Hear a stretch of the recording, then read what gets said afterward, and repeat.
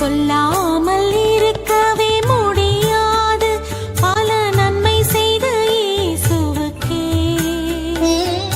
நன்றி நன்றி நன்றி என்று சொல்லி நான் துதிப்பேன் நாள்தோறும் போற்றுவேன். இன்னைக்கு செய்தியின் தலைப்பு எதிர்காலத்திற்கான நம்பிக்கையுடன் கர்த்தருக்கு நன்றி சொல்லுவோம். செய்தியின் தலைப்பு எதிர்காலத்திற்கான நம்பிக்கையுடன் கர்த்தருக்கு நன்றி சொல்லுவோம். எடுத்தவர்கள் வாசிக்கலாம். மத்தேயு புத்தகம் 24ஆம் அதிகாரம் 32 இருந்து 35 வரை.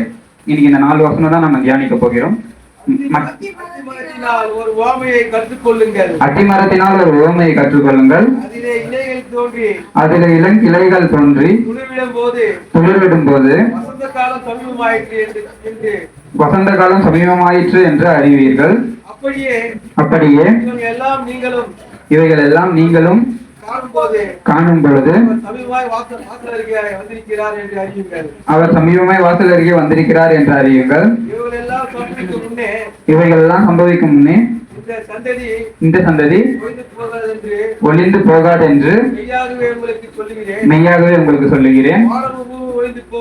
வானமும் பூமியும் ஒளிந்து போகும், என் வார்த்தைகளோ ஒளிந்து போவதில்லை. போதும். இப்போ இந்த வார்த்தைகளை தான் வந்து தியானிக்க போகிறோம். முதலாவதாக முதல் வசனம் என்ன சொல்லுதுன்னா, அத்திமரத்தினால் ஒரு உவமையை கற்றுக்கொள்ளுங்கள். அதிலே இளங்கிளைகள் தோன்றி துளிர்விடும் பொழுது வசந்த காலம் சமீபமாயிற்று என்று அறிவீர்கள். அப்போ இந்த வசனத்தை நம்ம தியானிக்கும் போது ஏசப்பா என்ன சொல்றாருன்னா, அத்திமரத்தை பார்த்து ஒரு விஷயத்த ஒரு ஒரு பாடத்தை வந்து நீங்க கத்துக்கொள்ளுங்க அப்படின்னு சொல்றாரு. இப்போ நம்ம இந்த அத்திமரத்தை குறித்து நம்ம தியானிக்கும் பொழுது 2 பாடத்தை நம்ம வந்து கத்துக்கொள்ள போகிறோம். முதல் விஷயம், இப்ப முதல்ல நம்ம பார்க்கும் பொழுது அதுல இளங்கிளைகள் தோன்றி துளிர்விடும் போது வசந்த காலம் சமீபமாயிற்று என்று அறிவீர்கள். எல்லா மரம் எல்லா செடிகளிலும் அத்திமரம் வந்து எப்போ துளிர்க்கும் அப்படின்னா, அது துளிர்க்குது அப்படின்னா அடுத்தது வசந்த காலம் வரப்போகிறது அப்படின்னு சொல்லிட்டு அர்த்தம். வசந்த காலம் வந்து நிறைய பூக்கள் எல்லாமே புதுசா பூத்து கொட்டி போன இலைகள் எல்லாம் என்ன பண்ணணும்னா துளிர்க்கும். அந்த மாதிரி ஒரு வசந்த காலம் வந்து வரப்போகிறது, ஒரு ஆசீர்வாதம் வரப்போகிறதுன்றதுக்கு அடையாளமா இளங்கிளைகள் வந்து என்ன பண்ணணும்னா துளிர்க்கும் அத்திமரத்துல. அதை வச்சு எப்படி அதை வந்து ஒரு அடையாளமா அந்த காலத்துல இருக்கவங்க என்ன பண்ணுவாங்கன்னா, அத்திமரம் துளிர்க்கும் பொழுது அதை வச்சு வசந்த காலம் வரப்போகுது என்பதை கணிப்பாங்களாம். அப்ப இதை வச்சு நம்ம என்ன கத்துக்கணும் அப்படின்னு சொல்லிட்டு பார்க்கும் பொழுது, எப்படி அத்திமரம் துளிர்க்கிறது ஒரு அடையாளம், வசந்த காலத்தம் வர்றதுக்கு ஒரு அடையாளமோ, அதே போல கடந்த நாட்களில கடந்த வருஷத்துல கர்த்தர் நம்ம வாழ்க்கையில செய்த ஒரு அடையாளங்கள் அது எல்லாத்தையும் நினைத்து நம்ம நன்றி சொல்லும் பொழுது புதிய ஆண்டு புதிய வசந்த காலம் வந்து வரப்போகிறது, புதிய ஆசீர்வாதம் என்ன பண்ண போது நம்மளுக்கு கடந்து வரப்போகிறது என்ற முதல் பாடத்தை நம்ம வந்து கற்றுக்கொள்ளணும். அப்ப முதல் பாடம் என்னன்னா, கடந்த ஆண்டுல கர்த்தர் நம்மளுக்கு செய்த ஒவ்வொரு அடையாளங்கள், ஒரு நன்மைகள், நம்மளுக்காக கடவுள் இறங்கி நின்று செயல்பட்ட அந்த ஒரு விஷயத்தையும் நம்ம நினைத்து கர்த்தருக்கு நன்றி செலுத்தும் பொழுது வசந்த காலம் ஆகிய புதிய ஆண்டில புதிய ஆசீர்வாதத்தோடு நம்மளுக்கு வரப்போகிறது.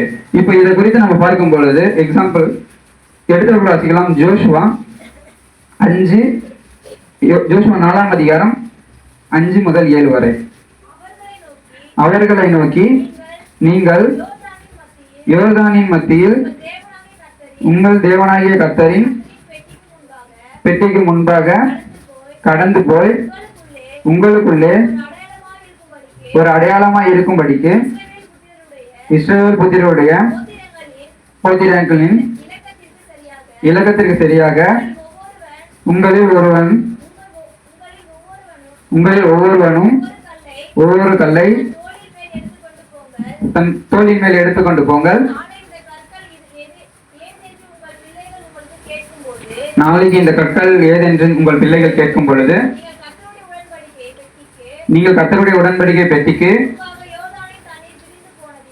கர்த்தரின் உடன்படிக்கை பெட்டிக்கு முன்பாக யோர்தானின் தண்ணீர் பிரிந்து போனதினால் அவைகள் வைக்கப்பட்டிருக்கிறது.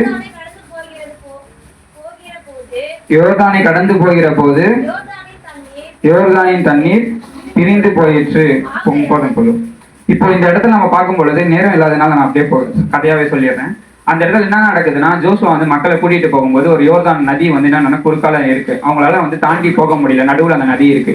அப்படி இருக்கும் பொழுது ஜோசுவா என்ன பண்றாருன்னா, கடவுள்கிட்ட கேட்கும்போது கடவுள் நான் சொல்றாரு, உடன்படிக்கை பெட்டி இருக்கவங்க என்ன பண்ணுவோம், ஆசாரியன் வந்து முன்னாடி போகட்டும்பா, அந்த நதினா பிளந்து நிற்கும், அப்ப நீங்க என்ன பண்ணுங்க, யோர்தான் நதியை தாண்டி நீங்க என்ன பண்ணலாம், தாண்டி போகலாம் அப்படின்னு சொல்றாரு. அப்ப இவங்க தாண்டி போகிறது வந்து யோர்தான் நதி தெரிஞ்சிச்சு, இவங்க தாண்டி போறாங்க. அப்ப தாண்டி போகும்போது ஏசப்பா என்ன சொல்றாருன்னா, அங்க கடவுள் என்ன சொல்றாருன்னா, நீ வந்து உன் மக்கள்ல 12 கோத்திரம் இருக்காங்களா, 12 கோத்திரத்துல இருக்கவங்களையும் 12 கற்களை எடுத்து ஞாபக சின்னமா வைக்க சொல்லு. ஏன்னா இந்த அற்புதம் இந்த நாளில நடந்தது என்றதுக்கு அடையாளமா அந்த கற்களை எடுத்து வைக்க சொல்லி யோசுவா கிட்ட சொல்றாரு. அப்போ கடவுள் சொல்லும் பொழுது ஜோசுவா என்ன பண்றாருன்னா மக்களுக்கு சொல்றாரு, நீங்க எல்லாம் ஒரு கல்லை எடுத்து வச்சுக்கோங்க. எதுக்கு இந்த கல்லை எடுத்து வைக்கிறீங்க அப்படின்னா, நாளைக்கு உங்க பிள்ளைங்க உங்ககிட்ட கேட்பாங்க, இந்த கல் எதற்காக இந்த கல்லை நம்ம வைத்திருக்கோம், எதனால இந்த கல் இங்க இருக்கு அப்படின்னு கேட்கும் பொழுது, கர்த்தர் எனக்காக இந்த யோர்தானை பிளந்து எனக்கு கடக்க வச்சாரு அப்படின்னு நீ சாட்சியா சொல்றதுக்காக அடையாளமா எடுத்து வைங்க அப்படின்னு சொல்றாரு. இந்த நாட்களில நம்மளுக்கு கடவுள் வந்து சின்ன சின்ன விஷயம் தான் இருக்கும், நம்மளுக்கு சின்ன சின்ன உதவியா கூட இருக்கலாம். ஆனா நம்ம பெரிய பிரச்சனையில இருக்கலாம், இல்ல நிறைய நம்ம போராட்டத்துல இருக்கலாம். ஆனா நம்மளுக்காக கடவுள் இறங்கி வந்து யுத்தம் செய்யும் பொழுதும், நம்மளுக்காக இறங்கி வந்து உதவி செய்யறதையும் நம்ம என்ன பண்ணிடுறோம்னா மறந்துடுறோம்.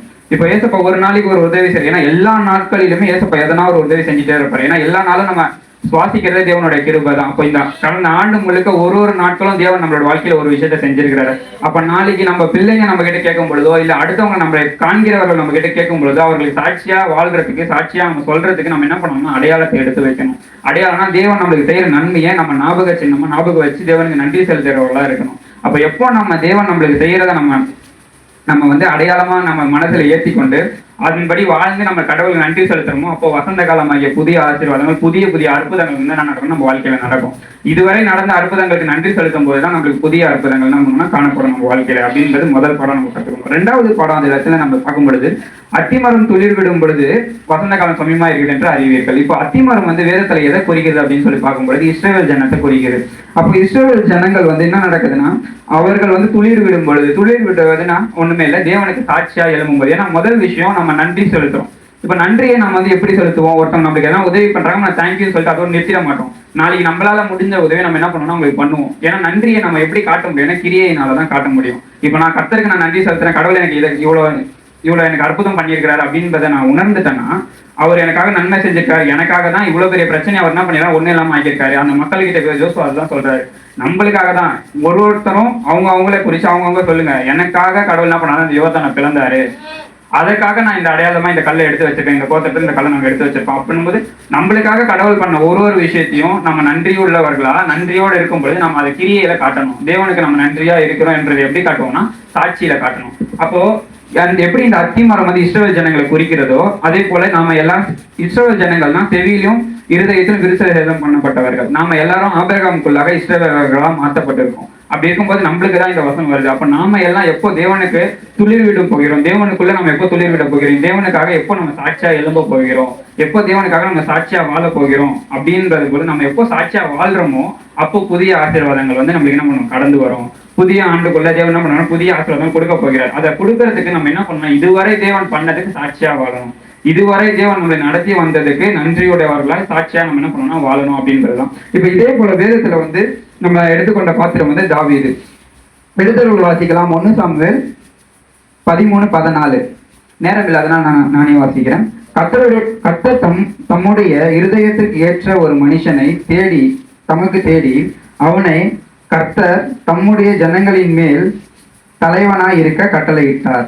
அப்போ இந்த இடத்துல நம்ம என்ன பாக்குறோம்னா, சாமுவேல் வந்து என்ன பண்றாருன்னா சவுல் கிட்ட வந்து சொல்றாரு, இந்த மாதிரி தேவன் வந்து அவரோட இருதயத்துக்கு ஏற்ற ஒரு மனுஷனை வந்து தேடி அவரோட ஜனத்துக்கு தலைவனா என்ன பண்றாருன்னா ஏற்படுத்துறாரு அப்படின்னு சொல்றாரு. அப்படி சொல்லும் பொழுது சவுல் வந்து என்ன பண்ணிடுறாருன்னா, ஏன்னா அவர் வந்து தேவனுக்கு இருதயத்துக்கு ஏற்றவரா இல்லை, அதனால தேவன் நம்ம இருதயத்துக்கு ஏற்ற ஒருவரை தேடுறாரு. அப்ப தேடும் பொழுது தேவன் என்ன பண்றாருன்னா, அதே 1 சாமுவேல் 16:13 எடுத்து வாசிக்கலாம். 1 சாமுவேல் 16:13. அப்பொழுது சாமுவேல் தைல கொம்பை எடுத்து அவனை அவர் சகோதரர் நடுவிலே அபிஷேகம் பண்ணினான்.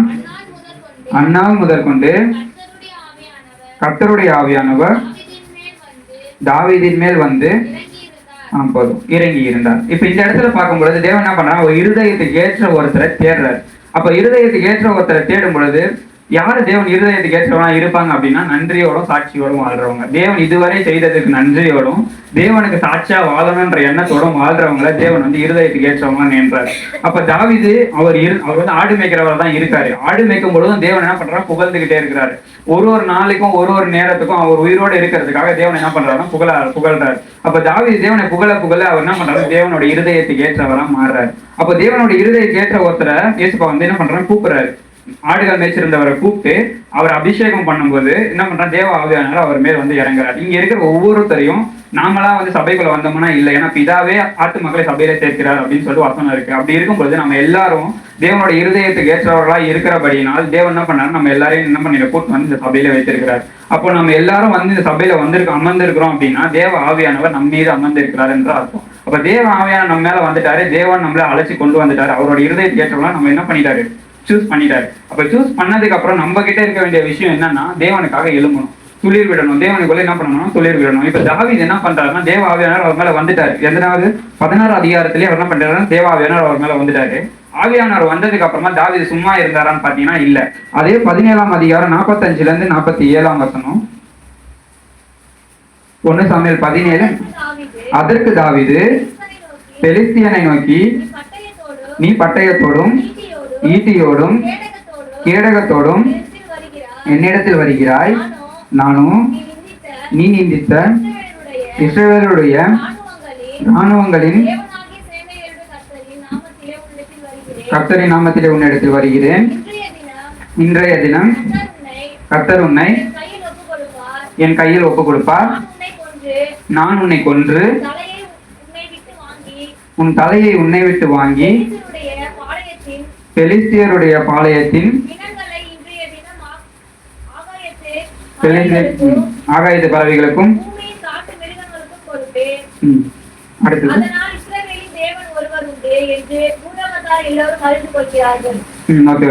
இப்போ இந்த இடத்துல நம்ம பார்க்கும்போது 45-47 எப்போ வந்து தாவீது அபிஷேகம் பண்ணப்படுறானோ, எப்போ இருதயத்துக்கு ஏற்றவனா சூஸ் பண்ணப்படுறாங்களோ, அப்பயே தாவீது என்ன பண்ணிட்டாருன்னா தேவ ஆவியானவரை பெற்றுக்கொண்ட அவரால் சும்மா இருக்க முடியல. 17வது அதிகாரத்தில் என்ன பண்றாருன்னா, பெலிஸ்தியர், ஏன்னா அந்த இடத்துல என்ன நடக்குது அப்படின்னு பார்த்தோம்னா, அந்த போர்க்களத்துல கோலியாத் வந்து கிட்டத்தட்ட 10 அடி இருப்பான். இவர் வந்து என்னன்னா, இவர் வந்து வாலிபன். எல்லாம் போர் செய்யறவங்க எல்லாருமே என்ன பண்றாங்க, பயந்து அஞ்சு அந்த இடத்துல ஒளிஞ்சிக்கிட்டு இருக்காங்க. பயந்து அவங்க கிட்ட போனா நம்மளை கொண்டுடுவோம் அப்படின்னு சொல்லிட்டு ஒளிஞ்சிட்டு இருக்காங்க.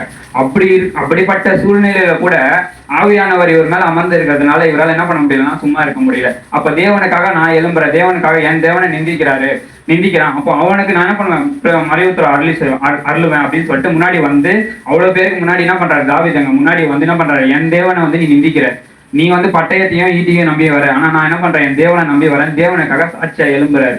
அப்போ இவர் தேவனுக்காக சாட்சியா எழும்புனதுக்கு பலன் என்னன்னு பாத்தீங்கன்னா 2 சாமுவேல் 5:3 சொல்லப்பட்டிருக்கு, எடுக்க வேண்டாம்.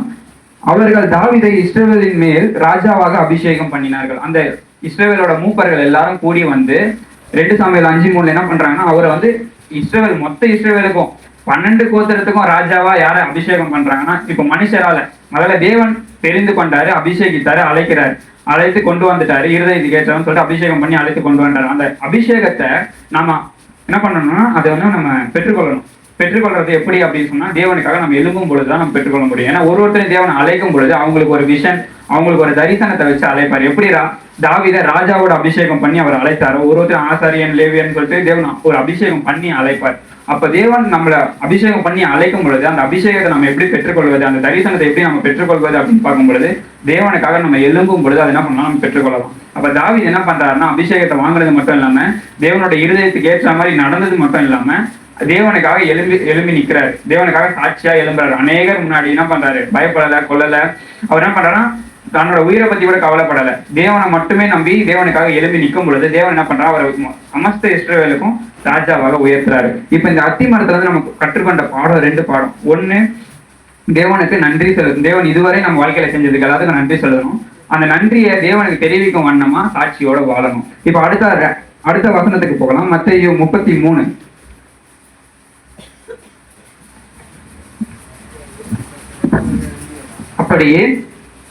அப்படியே இவைகள் எல்லாம் நீங்கள் காணும் போது அவர் சமீபமாய் வாசல் அருகே வந்திருக்கிறார் என்று அறியுங்கள்.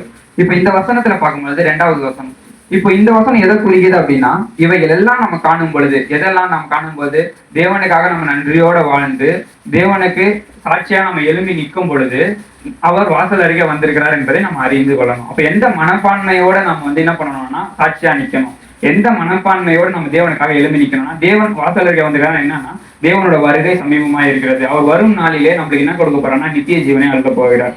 அவருக்கு உண்மையாய் நன்றியோடு சாட்சியா வாழ்றவங்களுக்கு நித்திய ஜீவன் பரம வாழ்வு என்ன பண்ண போறாருன்னா தரப்போகிறார். மோட்ச வாழ்வை தரப்போகிறார். அவர் உயிரோடு இருந்தாலும் நம்மளுக்கு தரப்போகிறார். நம்ம மரித்து போனாலும் காலத்துக்கு முன்பாக தேவன் என்ன பண்ண போறாருன்னா நம்ம எழுப்பி நம்மளுக்கு மறுவாழ்வு கொடுக்க போகிறார். அப்போ இந்த இடத்துல என்ன சொல்றாருன்னா இது எல்லாமே காணும் பொழுது, இதையெல்லாம் நம்ம பண்ணும் பொழுது, தேவனுக்காக நம்ம எழுப்பி சாட்சியா நிற்கும் பொழுது, நன்றி உள்ளவர்களாய் நம்ம வாழும் பொழுது, தேவன் வந்து அருகில வந்துட்டாரு. நம்மளுக்கு நித்திய ஜீவனை கன்ஃபார்ம் கொடுக்க போறாரு. நான் இந்த இடத்துல கண்ணை மூடனா அந்த இடத்துல நான் கண்ணை திறப்பேன். ஏன்னா என் தேவன் கிட்ட வந்துட்டாரு. ஏன்னா அவருக்காக நான் சாட்சியா வாழ்றேன்ற மன உறுதியோட நம்ம என்ன பண்ணணும்னா அந்த எண்ணத்துல தேவனுக்கு சாட்சியா நம்ம எழுமணும். எந்த எண்ணத்துல எழுமணும்னா பூலோக ஆசீர்வாதம் மட்டுமே ஆசீர்வாதம் கிடையாது, மோட்சலோக ஆசீர்வாதமே மேன்மையான ஆசீர்வாதம் அப்படின்றதோட அந்த எண்ணத்தோட நம்ம என்ன பண்ணணும்னா வாழணும். இப்போ எடுத்து வாசிக்கலாம். யோவான் 6ஆம் அதிகாரம் 27ஆம் வசனம்.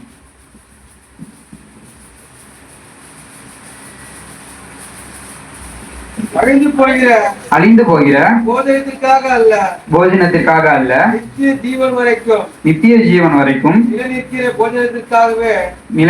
போஜனத்திற்காகவே கிரியை நடப்பியுங்கள். போதும். இப்ப அழிந்து போகிற போஜனத்திற்காக அல்ல, நித்திய ஜீவனை நிலையற்ற போஜனத்தை அடைவதற்காக நம்ம கிரியை நடப்பிக்கணும். அப்போ நம்ம வந்து அழிந்து போகிற இந்த பூமியோட விஷயத்துக்காக, பூமியோட ஆசீர்வாதத்துக்காக, பூமியில நம்மளுக்கு கிடைக்க போற நன்மைகளுக்காக தேவனுக்கு சாட்சியா எழும்பக்கூடாது. எதை குறித்து நம்ம கிரியை நடப்பிக்கணும். கிரியை என்னால் நம்ம சாட்சியா எழும்புறது, சாட்சியா நிக்கிறது. அப்ப எதை வந்து கான்செப்டா வச்சு நம்ம வந்து நிக்கணும் அப்படின்னு பார்த்தோம்னா தேவன் வந்து நம்மளுக்கு அழியாத வாழ்வை தரப்போகிறார். எனக்கு இந்த உலகத்துல எவ்வளவு துன்பம் இருந்தாலும் எவ்வளவு பாடு இருந்தாலும் பரவாயில்ல, என்னை வந்து தேவன் என்ன பண்ண போறாரு, மறு வாழ்வில் என்ன மகிழ்ச்சியாக்க போகிறார் அப்படின்ற ஒரு எண்ணத்தோட தேவனுக்கு சாட்சியா நம்ம எழுப்பி நிக்கணும் அப்படின்றத பாக்குறோம். அதே போல மத்தேயு 19:18-21 அங்க ஒருவன் வந்து என்ன பண்றாருன்னா ஏசப்பா கிட்ட வந்து சொல்றாரு.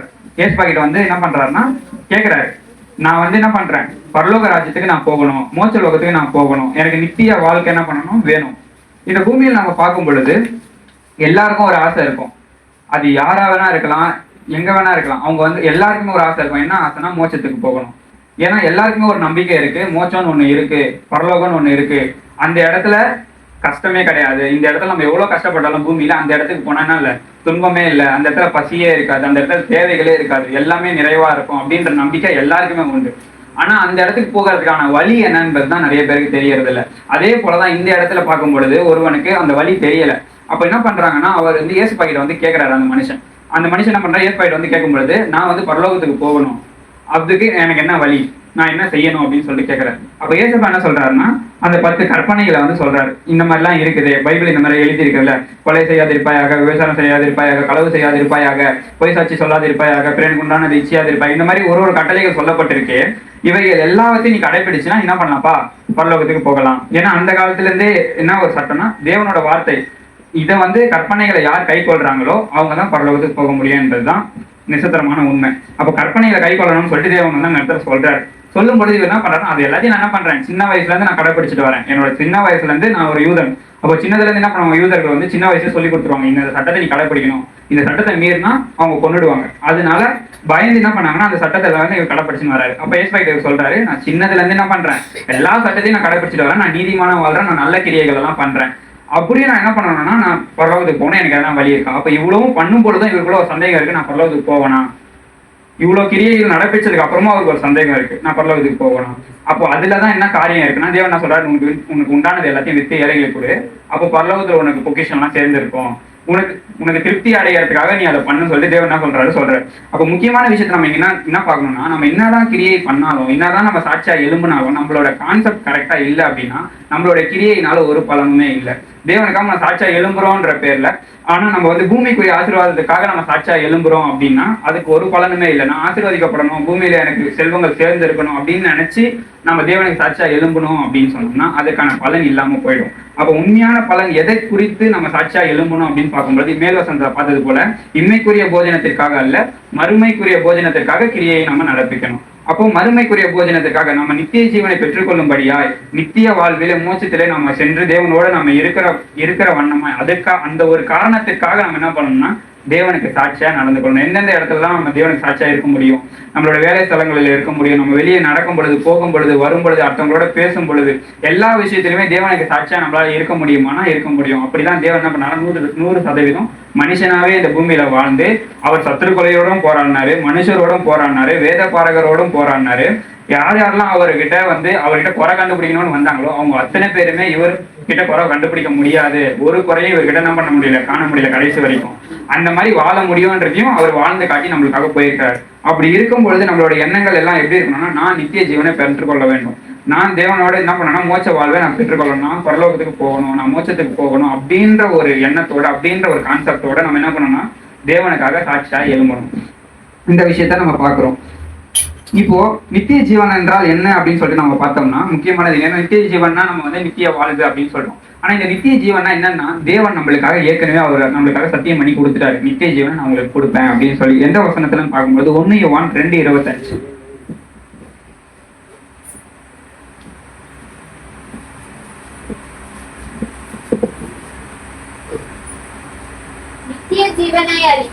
நித்திய ஜீவனை அளிப்பேன் என்பதே அவர் நமக்கு செய்த வாக்குத்தத்தம். இப்ப என்ன ஒரு முக்கியமான விஷயம்னா, நம்மலாம் எப்போ தேவனோட இருதயத்துக்கு ஏற்றவர்களா இருக்கும்படி தேவன் நம்மளை அழைத்து கொண்டு வந்து அபிஷேகம் பண்ணாரோ அப்பயே நம்மளுக்கு வாக்குத்தத்தத்தையும் பண்ணிட்டாரு. நித்திய ஜீவனை அளிப்பேன் என்பதே அவர் நமக்கு பண்ண வாக்குத்தத்தம். அப்ப யார் யாரெல்லாம் அவர் கூட்டிட்டு வந்து சபையில சேர்க்கிறாரோ அவங்க எல்லாருக்குமே அவர் என்ன பண்ணிட்டாருன்னா வாக்குத்தத்தம் பண்ணிட்டாரு, நித்திய ஜீவனை நான் தருவேன். அப்ப அந்த நித்திய ஜீவனை பெற்றுக்கொள்ளும்படியா நாம என்ன பண்ணணும்னா வாழணும். சாட்சியா வாழும் பொழுது நம்ம என்ன பண்ணணும், நித்திய ஜீவனை தருவார். அப்போ நித்திய ஜீவன் வேற எங்கேயுமே இல்லை, நம்மளுக்காக ஏற்கனவே வைக்கப்பட்டாச்சு. யார் யாரெல்லாம் முன்குறித்து, யார் யாரெல்லாம் ஞானஸ்தானம் எடுத்து தேவனை சொந்த ரட்சகராக ஏற்றுக்கொண்டு சபைக்குள்ள வந்திருக்கிறாங்களோ அத்தனை பேருக்கு என்ன பண்ணிட்டாருன்னா நித்திய ஜீவனை வச்சுட்டாரு. அது எங்கேயுமே போகாது. ஏன்னா அழைக்கப்பட்டவர்கள் எப்பவுமே அவர் என்ன பண்ணாரு, யாரை அழைக்கிறாரோ அவங்களுக்காக ஒரு தளத்தை ஏற்படுத்துறதுக்கு தான் அவர் பரலோகத்துக்கே போயிருக்கிறார். அவர் மேல இந்த பூமியில உயிர் தெழுந்ததுக்கு அப்புறம் இந்த பூமியில இருக்கும் பொழுது பூமியில இருந்து அவர் எடுத்துக்கொள்ளப்படும் போது அவர் சொல்றாரு, நான் சென்று உங்களுக்கு ஒரு தேற்றவாளனை அனுப்பேன், நீங்களாம் நாமெல்லாம் என்ன பண்ணணும், அவரோட தங்கி இருக்கும்படியா நம்மளுக்கு ஒரு ஸ்தலத்தை ஆயத்தம் பண்ண பரலோகத்துக்கு போயிருக்காரு. எப்போ அவர் நம்மளுக்காக ஒரு ஸ்தலத்தை ஆயத்தம் பண்ணி முடிக்கிறாரோ அப்ப திரும்பி நம்மளை கூட்டிட்டு போவார். இந்த நம்பிக்கையோட நம்ம சாட்சியா எழுமணும். அப்ப நம்ம சாட்சியா நிக்கிறோம் எதுக்காகனா, தேவன் எனக்காக அங்க என்ன பண்றாரு, ஒரு ஸ்தலத்தை ஆயத்தப்படுத்துறாரு. அப்போ என்னோட வீட்டுல பெட் இல்லாம இருந்தா நல்லா இருக்குமா, என்னோட வீட்டுல சோஃபா இல்லாம இருந்தா நல்லா இருக்குமா, என் வீட்டுல அந்த மாதிரி ஒரு சிந்தை நம்மளுக்கு இருக்கும். இப்போ ஒரு வீடுனா இப்படிலாம் இருக்கணும், இப்படிலாம் அழகமா இருக்கணும். அப்போ நம்மளோட வீட்டுல நம்மளுக்கு பொக்கிஷன் இல்லாம இருந்தா யாராச்சும் நம்மளை மதிப்பாங்களா? அப்ப தேவன் அங்க அதை தான் சொல்றாரு, உனக்கு உண்டானவைகள் எல்லாம் விட்டு ஏழை கொடு, அப்பொழுது பரலோகத்தில் உனக்கு பொக்கிஷன் அதிகமா இருக்கும். அப்போ என்னன்னா, பரலோகத்தில் நீ பொக்கிஷங்களை சேர்த்து வைக்க முடியும். எப்படி இந்த பூலோகத்துல பொக்கிஷங்களை சேர்த்து வைக்கிறோமோ அதே போல பரலோகத்துல பொக்கிஷங்களை சேர்த்து வைக்க முடியும். அப்போ பரலோகத்துல பொக்கிஷங்களை சேர்த்து வைக்க வேண்டும் அப்படின்னு சொன்னா தேவனுக்காக சாட்சியா எழுமணும். உன்னை காண்கிறவர்கள் உன்னை குறித்து என்ன பண்ணணும்னா சாட்சி சொல்லணும். உன்னை பார்க்கிறவர்கள் உங்ககிட்ட பேசுறவர்கள் என்ன பண்ணணும்னா நம்மளை குறித்து அவங்க என்ன பண்ணணும், சாட்சியை சொல்லணும். அப்ப இந்த மாதிரி நம்ம எப்போ நம்மளுக்கு தேவனுக்கு நன்றி உள்ளவர்களாய் இதுவரை அவர் பண்ணது எல்லாத்தையும் நம்ம நன்றி எப்படி சொல்லணும், சாட்சியா சொல்றோம். அப்புறம் எப்படி நம்ம சாட்சியா வாழ்றோம், நன்றியோட வாழ்றோம் என்பதை குறித்து தேவன் நமக்காக வைக்கப்பட்ட அந்த நித்திய ஜீவனை பெற்றுக்கொள்ள முடியும். இப்ப நித்திய ஜீவனை பெற்றுக்கொள்வதற்கான வழி 2 வழிதான். அது நம்ம இந்த இடத்துல 2 விஷயம் தான். அது பார்க்கும்போது 2 கொரிந்தியர் 4:16 எடுத்து பார்த்துக்கலாம். 2 கொரிந்தியர் 4:16. ஆனபடியினாலே நாங்கள் சோர்ந்து போகிறதில்லை, எங்கள் புறமான மனுஷனானது அழிந்தும் உள்ளான மனுஷனானது நாளுக்கு நாள் புதிதாக்கப்படுகிறது போல். இப்ப இந்த விஷயத்துல பார்க்கும் பொழுது நம்ம எப்படி நித்திய ஜீவனை அடைவது, நித்திய ஜீவன் நம்மளுக்காக வைக்கப்பட்டாச்சு. தேவன் நம்மளை அழைக்கும் பொழுதே நம்மளுக்காக நித்திய ஜீவனை வச்சுட்டாரு. பரலோக வாழ்வு, மோட்ச வாழ்வை நம்மளுக்காக செட் பண்ணி வச்சுட்டாரு. அதை நம்ம எப்படி அச்சீவ் பண்றது, எப்படி நம்ம அந்த இடத்துக்கு போறது அப்படின்னு பார்க்கும்பொழுது 2 விஷயங்கள் நம்ம பண்ண வேணும். ஒண்ணு, எங்கள் புறம்பான மனுஷனானது அழிந்தும். புறமான மனுஷனானது அழிந்தும்னா நம்மளுக்கு வெளியே இருக்க இந்த மாம்சமான மனுஷன் அழியணும். அப்ப மாம்சமான மனுஷன்றது நம்ம ரியலா நம்ம பிசிக்கலா நம்ம அழியணும்ன்றது அர்த்தம் அல்ல. நாம உண்மையில நம்ம செத்து போயிடணும் அப்பதான் நம்ம பரலோகத்துக்கு போவோம்னா கிடையாது. அங்க என்ன சொல்லப்பட்டிருக்கிறதுன்றது தெளிவா 1 பேதுரு 2:11 சொல்லப்பட்டிருக்கு. நீங்கள் ஆத்துமாவுக்கு விரோதமாய் போர் செய்கிற மாம்ச இச்சைகளை விட்டு விலகி. அப்போ புறம்பான மனுஷனானது அழிந்தும்னா என்னன்னா, நம்மளோட மாம்ச இச்சைகள் விலகணும். நம்ம மாம்சத்தின் இச்சைகளை விட்டு விலகணும். பொருள் மேல இருக்கிற இச்சை என்பது வெறும் விபச்சாரம் மட்டும் கிடையாது. பொருள் மேல இருக்கிற ஆசை, நம்ம எது மேலலாம் ஆசைப்படுறோமோ, தேவனை தவிர நம்ம எது மேலலாம் ஆசைப்படுறோமோ அது எல்லாமே இச்சை என்று கருதப்படுகிறது. அப்போ இந்த மாம்சத்தின் இச்சை, இந்த மாம்சம் எது மேலதான் ஆசைப்படுது? இந்த மாம்சம் வந்து பெருமையா இருக்க நினைக்குதா? இந்த மாம்சம் வந்து தன்னை உயர்த்தணும்னு நினைக்குதா? இந்த மாம்சம் அவங்கள விட நான் மேல இருக்கணும்னு நினைக்குதா? இந்த மாம்சம் அவங்களுக்கு கிடைக்குது எனக்கு கிடைக்கலன்னு சொல்லிட்டு வருத்தப்படுதா? பொறாம கொள்ளுதா? இந்த மாதிரி நம்ம என்னென்னதான் இந்த மாம்சத்தின் கிரியைகள் இருக்கிறதோ அந்த கிரியைகளை நம்ம அழிக்கும் பொழுது நம்மளால நித்திய ஜீவனை பெற்றுக்கொள்ள முடியும். முதல் விஷயம், நம்ம மாம்சத்தின் கிரியைகளை அழிக்கும் பொழுது நித்திய ஜீவனை நம்மளால சுதந்திரிக்க முடியும். அப்ப மாம்சத்தின் கிரியைகளை அழிக்கிறது மூலமா நம்மளுக்குள்ள என்ன நடக்குது அப்படின்னு சொல்லிட்டு பார்த்தோம்னா, எப்போ இந்த வெளி மனுஷனுடைய கிரியைகள் அழிக்கப்படுகிறதோ அப்ப உள்ளான மனுஷன் வந்து நாளுக்கு நாள் புதிதாகிறான். அப்ப அடுத்த அந்த வசனம் அடுத்த லைன்லயே சொல்லப்பட்டிருக்கு, ஆத்மாவுக்கு விரோதமாய் போர் செய்கிற மாம்சம் உள்ளான மனுஷனானது நாளுக்கு நாள் புதிதாகிறது. அப்ப எதனால உள்ளான மனுஷன் புதிதாகிறான்னா, மாம்சமான மனுஷன் என்ன பண்றான்னா அவனுடைய கிரியைகள் எல்லாம் அழிக்கப்பட்டுட்டே வருது. இன்னைக்கு நான் வந்து களவு செய்யறேன், நாளைக்கு வந்து நான் நாளைக்கு வந்து ஒரு கொலை பண்றேன், இந்த மாதிரி கிரியைகள் எல்லாம் அழிக்கப்படும் பொழுது உள்ளான மனுஷன் என்ன பண்ணுவான்னா அவன் பலன் கொள்வான். அவன் வந்து நாளைக்கு நாள் அவன் புதுசாவான். ஏன்னா இந்த விஷயம் எதுவும் பண்றது இல்லை. அப்போ நம்ம எப்போ தீங்கை விட்டு விலகுறோமோ, பாவத்தை விட்டு நம்ம விலகுறோமோ, அப்பயே தேவன் என்ன பண்ணுவாரா நம்மளுக்கு தெரிந்து கொள்றாரு. நம்மள வந்து இன்னும் அதிகமா அவர் கூட நம்ம என்ன பண்ணலாம், உறவுல இருக்க முடியும். அப்போ புதிதாகிறது அப்படின்றது பரிசுத்தத்தோட பரிசுத்தம் நம்ம அடைந்து மறுரூபம் அடையணும். எப்போ நம்ம பரிசுத்தின் மேல் பரிசுத்தம் அடைகிறோமோ அப்போ நம்ம மறுரூபம் ஆக்கப்படுவோம். அப்போ எடுத்து வாசிக்கலாம் ரோமர் 12:2.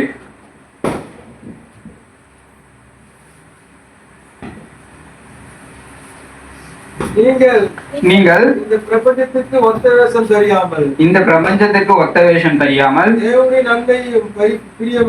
தேவனை நன்மையும் பிரியமும் பரிபூர்ணமான சித்தம் என்னதென்று அறிந்து தக்கதாக உங்கள் மனம் புதிதாகிறதுனாலே மறுரூபமாகுங்கள். இப்போ இந்த இடத்துல என்ன சொல்லப்படுறதுன்னா, இதுதான் அது. தினந்தோறும் நம்ம என்ன பண்ணோம், நாளுக்கு நாள் நம்ம புதிதாகணும் அப்படின்னு அந்த வசனத்துல சொல்லப்படுறதுக்கான முழு அர்த்தம் என்னன்னா, உங்கள் மனம் புதிதாகிறதுனாலே மறுரூபமாக்கப்படுவீர்கள். அப்போ நாளுக்கு நாள் நம்ம மனம் என்ன ஆகணும்னா, நம்மளுக்குள்ளான மனுஷன் என்ன பண்ணணும், புதிதாகணும். எப்படி புதிதாகுவோம் அப்படின்னு சொல்லி பார்த்தோம்னா, தேவனுக்குள்ள நம்ம எந்த அளவுக்கு ஈடுபடுறோம். எப்போ இந்த சரீரத்தின் கிரியைகளை நம்ம அழிக்கிறோமோ அப்போ நம்ம தேவனுக்கூட என்ன பண்ணோம்னா இணைவோம். நம்ம எந்த அளவுக்கு நம்ம வந்து உலகத்துல விட்டு வெளியே வரோமோ அந்த அளவுக்கு தேவனோட கிட்டி சேருவோம். அப்போ நம்ம எந்த அளவுக்கு உலகத்தின் கிரியைகள் ஒரு கிரியைகளும் நம்ம அழிக்கும் பொழுது தேவனோட நம்ம என்ன பண்ணோம்னா இன்னும் கொஞ்சம் நேரம் செலவு பண்ண ஆரம்பிப்போம். இன்னும் கொஞ்சம் நேரம் தேவனோட நம்ம வேதம் வாசிக்க ஆரம்பிப்போம். இன்னும் கொஞ்சம் நேரம் ஆராதிக்க ஆரம்பிப்போம். இன்னும் கொஞ்சம் நேரம் துதிக்க ஆரம்பிப்போம். அப்ப எப்போ நம்ம வந்து தேவனுக்குள்ள நம்ம போகும், நம்ம உள்ளம் வந்து தினந்தோறும் புதிதாகும். இங்க என்ன சொல்லுதுன்னா, தினந்தோறும் அதாவது புதிதாகிறதுனாலே மறுரூபம் நம்மளோட தினம், அதாவது அந்த வசனத்தை சொல்லப்பட்டபடி நாளுக்கு நாள் நம்ம என்ன பண்ணோம்னா புதிதாகணும். அப்ப ஒவ்வொரு நாளும் பாவ சோதனைகள் உண்டானா உண்டு, ஒவ்வொரு நாளும் நம்மளுக்கு விரோதமான கிரியைகள் உண்டானா உண்டு, ஒரு நாளும் நம்மளுடைய கிரியைகள் தேவனுக்கு விரோதமா இருக்குமான்னு பார்த்தா இருக்க வாய்ப்பு இருக்கு. அதை வந்து நம்ம பண்ணாதபடி நம்ம என்ன பண்ணணும்னா காத்து அதை விளக்கணும். எப்படி நம்ம மாம்சத்தின் கிரியைகள் எல்லாத்தையும் நம்ம விளக்குறோமோ அப்ப தேவனோட நம்மளுக்கு என்ன கிடைக்குதுன்னா ஒரு உறவு கிடைக்குது.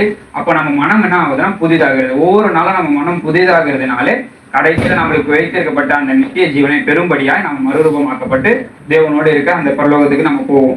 இதை வந்து நம்ம கற்றுக்கொள்கிறோம். இப்போ அடுத்தது 3வது வசனத்தை நம்ம எடுத்து வர வாசிக்கலாம். மத்தேயு 34 வசனம்.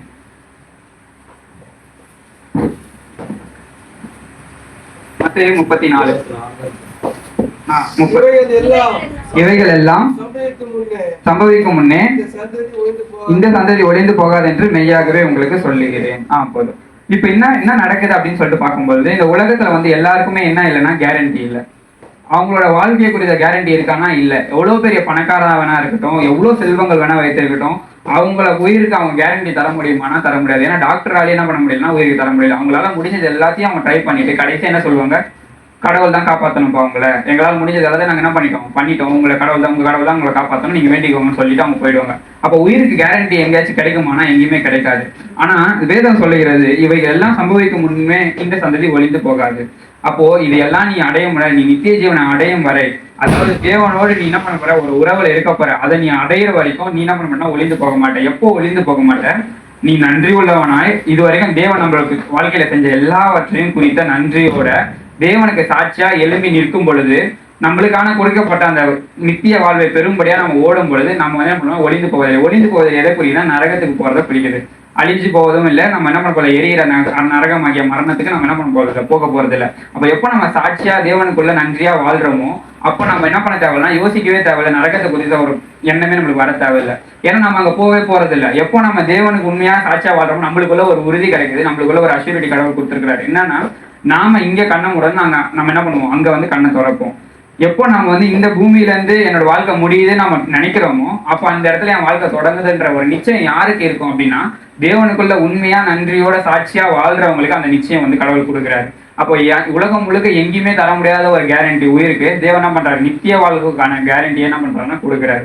அப்போ நீ எனக்குள்ள எனக்கு சாட்சியா நாம வந்து கர்த்தருக்கு சாட்சியா நம்ம வாழும் பொழுது நம்மளுக்கான ஒரு கேரண்டி இருக்கு. அது நம்மளோட உயிர் வந்து தேவனுக்குரியது. தேவன் அதை பார்த்துப்பாரு. இங்க இல்லைனாலும் அங்க தேவன் என்ன பண்ணுவாரு, பார்த்துப்பாரு. நம்மளுக்கு இரண்டாம் மரணம் ஆகிய நரகத்துக்கு நம்ம போக வேண்டியது இல்லை, நம்ம ஒளிந்து போக மாட்டோம். இதை நம்ம சுதந்திரிக்கிற வரைக்கும் சாட்சியா வாழ்றவங்க நித்திய ஜீவனை சுதந்திரிக்கிற வரைக்கும் அவங்க நரகத்துக்கு போக போகுது. நித்திய சுரங்கள் சுதந்திரிச்சிட்டோம்னா எட்டாம் நாள் நம்ம என்ன பண்ண போறோம்னா முழுக்க நம்ம வாழ்நாள் முழுக்க அங்க வந்து மரணமே கிடையாது, தேவனோட தான் நம்ம இருக்க போகிறோம். அப்போ நம்ம நித்திய ஜீவனை பெரும்படியா நம்ம என்ன பண்ணணும்னா ஓடணும் அப்படின்றதான் இங்க பார்த்தோம். எழுத்தர்கள் வாசிக்கலாம். இந்த எபிரேயர் 6:19. எபிரேயர் 6:19. அந்த நம்பிக்கை நமக்கு நிலையையும் உறுதியும் திரைக்குள்ளாக போகிறதுமான ஆத்ம நங்குரமாய் இருக்கிறது. இப்போ நம்மளுக்கு ஒரு நம்பிக்கை கொடுத்திருக்கு. இந்த வேதம் வந்து நம்மளுக்கு என்ன கொடுத்திருக்குன்னா ஒரு நம்பிக்கை கொடுத்திருக்கு. என்ன நம்பிக்கை? நாம இங்க மரிச்சா தேவனோட நம்ம இருப்போம். அப்போ நம்ம எதை குறிச்சு என்ன பண்ண தேவையில்ல, கலங்க தேவையில்ல. எதை குறிச்சு நம்ம என்ன பண்ண தேவையில்ல, பயப்பட தேவையில்ல. இங்க வாழ்க்கை முடிஞ்சா அங்க வாழ்க்கை தொடர போகுது. ஏன்னா நான் நித்திய காலத்துக்கு வாழ போறேன். நித்திய ஜீவனை எனக்காக கடவுள் ஏற்கனவே வச்சுட்டாரு. அதுக்கு ஏற்ற மாதிரி நானும் என்ன பண்றேன், நன்றியோட சாட்சியா வாழ்றேன். அப்போ எனக்கு ஒரு உறுதி இருக்கு, எனக்கு ஒரு நம்பிக்கை இருக்கு. அப்போ இந்த நம்பிக்கை நம்மளுக்கு என்ன கொடுக்குது அப்படின்னு பார்த்தோம்னா, நம்ம வாழ்க்கையில நிலையையும் உறுதியையும் திரைக்குள்ளாக போகிறதுமான ஆத்துமாக்கு நங்குரமா இருக்கிறது. அதாவது முதல் விஷயம், நிலை அப்படின்றது ஒரு ஸ்டேட்டஸ். நம்மளுடைய நிலை வந்து என்ன பண்ணா பதறாது. எந்த ஒரு சிச்சுவேஷன் வந்தாலும், எந்த மாதிரி ஒரு போராட்டம் வந்தாலும், எப்படி ஒரு பிரச்சனை சூழ்ந்து இருக்கிற இடத்துல நம்ம போய் நின்றாலும் அந்த இடத்துல நம்மளுக்கு ஒரு நிலைத்தன்மையை எதை கொடுக்குதான் இந்த நம்பிக்கை கொடுக்குது. ஏன்னா தேவன் நம்மளோட இருக்கிறாரு, அவருக்கு சாட்சியா நம்ம வாழ்றோம். நம்மளோட உயிர் என்ன பண்ண போறது இல்லை, போக போறது இல்லை. அப்படி நம்ம உயிர் போனாலும் நம்ம எங்க இருக்க போறோம், பரலோகத்துல இருக்க போறோம். அப்புறம் நம்ம எதுக்காக பயப்படணும், எதற்காக இந்த பிரச்சனையை பார்த்து நான் அஞ்சணும், எனக்காக தேவன் என்ன பண்ணுவார், இறங்கி வந்து யுத்தம் செய்வார் அப்படின்ற அந்த நிலைத்தன்மையை இந்த நம்பிக்கை வந்து நம்மளுக்கு கொடுக்குது. ரெண்டாவதா இந்த நம்பிக்கை நம்மளுக்கு என்ன கொடுக்குதுன்னு பார்த்தோம்னா உறுதி. தேவனுக்குள்ள நம்மளுக்கு என்ன கொடுக்குதுன்னா ஒரு உறுதி கொடுக்குது. என்ன உறுதி? தேவன் எனக்காக எல்லாத்தையும் செய்து முடிப்பார், அவருக்காக நான் சாட்சியா வாழ்றேன், அவருக்கு நான் நன்றி செலுத்திட்டே இருக்கேன். ஏன்னா வசனம் சொல்லுது, எப்போ நம்ம அவருக்காக எழுந்து அவருக்காக நம்ம சாட்சியா நின்று துளிர் விடுறோமோ அப்போ வசந்த காலம் தான் இருக்கு வருது. அப்போ வசந்த காலம்ன்றது தேவனுடைய ஆசீர்வாதம், தேவனுடைய நன்மைகள், தேவன் நம்மளுக்காக செய்யற அற்புதங்கள். அப்போ எந்தெந்த பிரச்சனை வந்தாலும் நம்மளுக்கு ஒரு உறுதி கொடுக்குது. என்ன உறுதினா, நம்ம நன்றியோட இருக்கோம், நம்ம சாட்சியா இருக்கும். அப்ப தேவன் நம்மளுக்காக புதிய என்ன கொடுக்க போறாரு, புதிய அற்புதத்தை செய்ய போறாரு, புதிய விடுதலையை கொடுக்க போகிறாரு, புதிய இந்த பிரச்சனையை வந்து புது விதமான போறாரு, சால்வ் பண்ண போறாரு அப்படின்ற ஒரு உறுதியை நம்மளுக்கு கொடுக்குது. அப்ப இந்த நம்பிக்கை நம்மளுக்கு ரெண்டு விஷயத்த கொடுக்குது. முதல்ல நிலைத்தன்மையை கொடுக்குது, ரெண்டாவது உறுதியை கொடுக்குது. மூணாவது என்னன்னா திரைக்குள்ளாக போகிறதுமான ஆத்மா. அப்போ என்னன்னா நித்திய ஜீவனை அடைவது நம்மளுக்கு வாக்குத்தத்தம். நித்திய ஜீவனை எப்படி அடைவோம் அப்படின்னா, மாம்சமான இந்த சரீரம் அடையாது, உள்ள இருக்கிற ஆத்மா, திரைக்குள்ளாக போகிற ஆத்மா தான் என்ன பண்ணணும்னா நித்திய ஜீவனை அடையும். அப்போ நம்மளுடைய ஆத்மா தான் என்ன பண்ண போகுதுன்னா நித்திய காலத்துக்கு வாழ போகிறது. அப்ப இந்த ஆத்மா திரைக்குள்ளாக போகிறதுக்கு நங்கூரமா இருக்கிறது. நங்கூரம்னா என்னன்னா ஸ்டெடினஸ். அது வந்து என்ன பண்ணாது, இந்த சைடு அந்த சைடு அசையாது. ஏன்னா அவ்வளவு பெரிய கப்பலையே எது வந்து ஒரே இடத்துல நிக்க வைக்கும்னு பாத்தீங்கன்னா நங்கூரம் தான். அப்போ அந்த நங்கூரத்தை, ஒரு ஆத்மாவுக்கு நங்கூரத்தை எது கொடுக்குதுன்னா இந்த நம்பிக்கை கொடுக்குது. எந்த நம்பிக்கை? இங்க நீ கண்ணை முன்னா அங்க நீ கண்ணை திறப்ப. அப்போ இந்த ஆத்மா என்ன பண்ண தேவையில்லைன்னா கலங்க தேவையில்ல.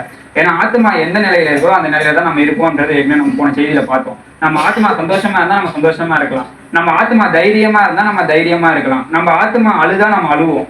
அப்படி இருக்கும் பொழுது ஆத்மா கலங்குனா நம்ம எப்படி இருப்போம், கலக்கத்தோட இருக்கும். நம்ம ஆத்மா இதை குறிச்சு பயந்துகிட்டே இருக்கு அப்படின்னா நம்ம அந்த இடத்துல எப்படி இருப்போம்னா பயந்துகிட்டே இருக்கும். அது ஒண்ணுமே இருக்காது அந்த பிரச்சனை. ஆனா நம்மளுக்குள்ள இருக்க ஆத்மா அதை குறிச்சு பயந்ததுன்னா நாம என்ன பண்ணணும், ஆட்டோமேட்டிக்கா நம்ம பயப்பட ஆரம்பிச்சிருவோம். அப்போ ஆத்மாவுக்கு நங்கூரத்தை எது தருதுன்னா இந்த நம்பிக்கை தருது. இங்க நீ மறிச்சினா அங்க நீ இருப்ப, பரலோகத்துலதான் இருப்ப, நரகத்துக்கு போக மாட்டோம். இந்த இடத்துல நாம வந்து என்ன பண்றோம், கண்ணை மூடுறோம் அப்படின்னா நம்ம மோட்ச வாழ்வுதான் கண்ணை திறப்போம்ன்ற ஒரு நம்பிக்கைய, ஒரு உறுதியை இந்த ஆத்மாவுக்கு கொடுக்கும் பொழுது இந்த ஆத்மா என்ன பண்ணுதுன்னா கலங்க போவதில்லை. எந்த ஒரு சூழ்நிலை வந்தாலும், எந்த ஒரு பிரச்சனைகள், எந்த ஒரு போராட்டங்கள் வந்தாலும் என்ன பண்ண போவதில்லை, இந்த ஆத்மா வந்து கலங்க போவது கிடையாது. ஏன்னா இந்த ஆத்மாவுக்கு ஒரு நங்கூரத்தை வந்து இந்த வேதம் என்ன பண்ணிருக்கு, ஒரு நம்பிக்கையை வந்து கொடுத்துருக்கு. இந்த விஷயத்த நம்ம பார்க்கிறோம். இப்போ முதலாவது நம்ம பார்த்தது அப்படியே நம்ம பார்த்தோம்னா, முதலாவது தேவன் நம்மளோட வாழ்க்கையை செஞ்ச எல்லாத்துக்காகவும், இந்த கடந்த ஆண்டுல தேவன் செஞ்ச எல்லாத்துக்காகவும் நன்றி செலுத்தணும். நன்றி செலுத்துறதை நம்ம எப்படி காட்டணும்னா, வருகிற ஆண்டுல நாம சாட்சியா வாழணும். அதை நம்ம சாட்சியா வாழும் பொழுது என்ன கிடைக்குது அப்படின்னு பார்த்தோம்னா, தேவனோட ஆசீர்வாதம் வந்து நம்மளுக்கு கிடைக்குது. புதிய புதிய ஆசீர்வாதங்கள் வந்து கிடைக்குது. புதிய புதிய ஆசீர்வாதங்கள் கிடைக்கிறது மட்டும் இல்லாம நம்ம எந்த கான்செப்டோட சாட்சியா இருக்கணும் அப்படின்னு பார்த்தோம்னா நாம நித்திய ஜீவனை அடைவது மட்டுமே நம்மளோட நோக்கமா கொண்டு நம்ம ஓடணும். கிறிஸ்தவர்கள் எல்லாரும் தேவனோடு சேருவதே நம்மளுடைய நோக்கமா வச்சு நம்ம என்ன பண்ணணும், நம்ம வாழ்க்கையை வருகிற நாட்களை நம்ம என்ன பண்ணணும், கடக்கணும் அப்படின்றத நம்ம பார்க்கிறோம். இது எல்லாமே நம்ம பண்ணும் பொழுது லாஸ்டா என்ன நடக்குது அப்படின்னு பார்த்தோம்னா 35வது வசனம், மத்தேயு 24ஆம் அதிகாரம் 35. வானமும் பூமியும் ஒளிந்து போகும், என் வார்த்தைகளோ ஒளிந்து போவதில்லை. இப்ப இந்த இடத்துல என்ன நடக்குது அப்படின்னு பாத்தீங்கன்னா, இதெல்லாம் நம்ம பண்ணும் பொழுது, நம்ம தேவனுக்காக வாழும் பொழுது அந்த புதிய ஆசீர்வாதங்கள் நம்மளுடைய வாழ்க்கையில எப்படி கடந்து வருதுன்னு பார்த்தோம்னா தேவனோட வார்த்தையில தான் கடந்து வருது. அப்ப வார்த்தை என்பது நம்மளுக்கு தேவன் கொடுக்கிற வாக்குத்தத்தம். தேவனுடைய வாக்குத்தத்தத்தின் மூலமா மட்டும்தான் நம்மளால என்ன பண்ண முடியும்னா ஐஸ்வர்யத்தையும் பூமியின் ஆசீர்வாதத்தையும் பரலோக ஆசீர்வாதத்தையும் எப்படி நம்ம பெற்றுக்கொள்ள முடியும் அப்படின்னா, ஆசீர்வாதத்துக்கு ஒரே திறவுகோல் வாக்குத்தத்தம். தேவன் நம்மளுக்கு கொடுக்குற வார்த்தை. இந்த ஆண்டுக்கு தேவன் கொடுத்த வாக்குத்தத்தத்தை தேவன் என்ன பண்ணுவார், நிச்சயமா நிறைவேற்றுவார். ஏன்னா அவர் சொல்றாரு, வானமும் பூமியும் ஒளிந்து போனாலும் என் வார்த்தைகளும் ஒளிந்து போவதில்லை. அப்போ நம்மளுக்கு கொடுக்கப்படுகிற அந்த வாக்குத்தத்தத்தான் அந்த வசனத்துக்கு தகுதியா நம்ம இருக்கும் பொழுது அந்த வாக்குத்தத்தம் என்ன பண்ணணும்னா நிறைவேறிதான் முடியும். அந்த ஏன்னா அந்த இடத்துல தேவன் வந்து சொல்றாரு, எடுத்தவர்கள் வாசிக்கலாம். யோசுவா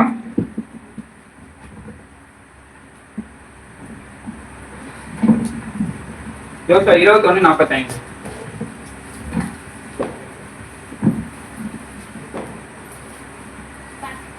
கர்த்தர் இஸ்ரவேல் குடும்பத்தாருக்கு சொல்லியிருந்த நல் வார்த்தைகளில் எல்லாம் ஒரு வார்த்தையும் தவறி போகவில்லை, எல்லாம் நிறைவேறிற்று. இப்போ நாம இந்த வசனத்தை நம்ம வந்து பார்க்கும் பொழுது நம்ம இதுக்கு முன்னாடியே நம்ம என்ன பண்ணோம்னா பார்த்தோம், அத்திமரம் என்பது இஸ்ரவேலை குறிக்கிறது. நம்ம எல்லாரும் ஆபிரகாமுக்குள்ளாக இயேசு கிறிஸ்துவின் மூலமா நம்ம இஸ்ரவேலாக மாற்றப்பட்டிருக்கோம். அப்படி நம்ம மாற்றப்பட்டு இருக்கும் பொழுது இஸ்ரவேலாகிய நம்மளுக்கு தேவன் கொடுக்குற ஒரு வார்த்தை என்ன பண்ண போவது இல்லைன்னா தவறி போவதில்லை. எப்போ நம்ம தேவனுடைய கிரியை தேவன் நம்மளுக்காக செய்த எல்லா விஷயத்துக்காகவும் நன்றியோட தேவனுக்குள்ள நம்ம சாட்சியா வாழ்றோமோ, அப்போ நம்மளுக்கு தேவன் கொடுக்க போகிற ஆசீர்வாதங்கள், நம்மளுக்கு கொடுக்க போகிற அந்த வாக்குத்தத்தம் வந்து எப்பவுமே என்ன பண்ணாதான் தவறி போவதில்லை. ஒரு வார்த்தை கூட என்ன பண்ண போறதில்லை, தவறி போவதில்லை. அது நிச்சயமா என்ன பண்ணணும்னா நிறைவேறும். அப்ப இந்த வருகின்ற புது ஆண்டுல தேவன் நம்மளுக்கு இதுவரைக்கும் செய்த எல்லா நன்மைகளை நினைத்த வண்ணமாய் நம்ம என்ன பண்ணணும், நன்றியோட அதை சாட்சியோட நம்ம வாழும் பொழுது புது ஆண்டுக்கு தேவன் கொடுக்க போகிற அந்த ஆசீர்வாதமான அந்த வாக்குத்தத்தத்தை தேவன் என்ன பண்ணணும், நம்ம சுதந்திரிக்கிறதுக்கு உதவி செய்வார்.